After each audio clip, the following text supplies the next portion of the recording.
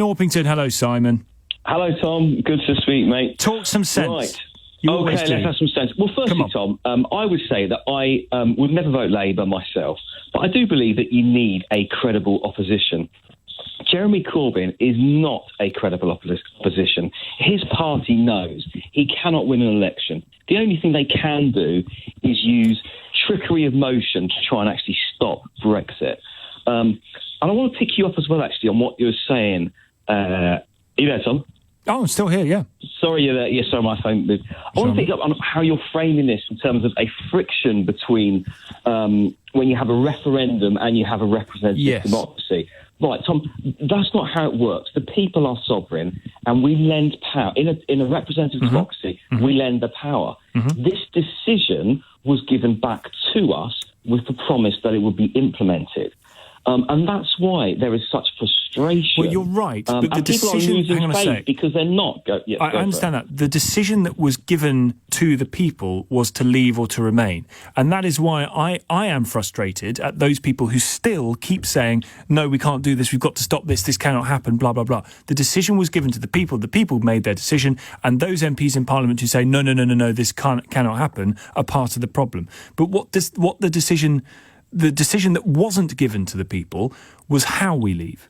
That remains with our representatives in the House of Commons, who have already triggered Article 50 that says if we don't have a deal, we'll leave without a deal. And as we've said, 3 times they voted down a deal.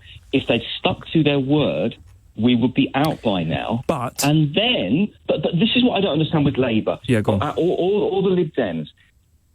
We're just talking now about how we actually leave. If Labour want to come out, having a general election or stand on a manifesto saying we will work for a trade deal that includes the single market, which includes the customs union, then great, go for it. If the Lib Dems want to say we're going to actually rejoin, then great. I would respect that. But at the moment, we need this vote respected, which is why we need to leave and then go about getting a free trade agreement. Come out with no deal.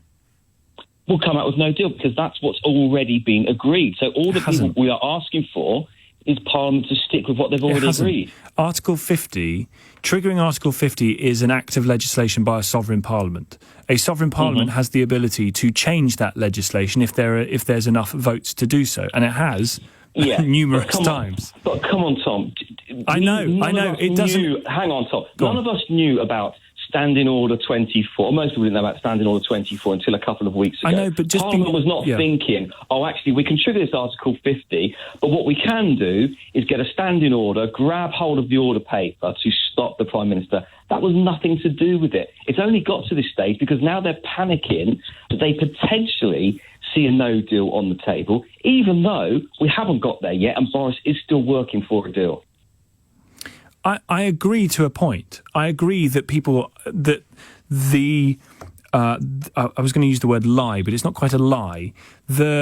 The thing that people knew but ignored when they voted for Article 50 was they weren't going to like it when the clock ran down and it got to the end of that 2-year period because they were going to have to leave the European Union. But they did it anyway because it was politically expedient and they didn't have to answer to their constituents about why they voted against Article 50. They do now, and as a result, a lot of Labour and Conservative MPs are going to lose their seats at the next general election. It's not like right, but Article 50, it's not like it was a one-off. They voted for it and then didn't know what's happening. They voted for that. They voted down the withdrawal agreement 3 times. They still knew. These people like Nicola Stones, I have no time for them. They stood on a manifesto in 2017 saying that they would still leave without a deal. If they had honour and integrity, they should have said then in 2017, look, this is the core policy of this government, therefore we can't stand.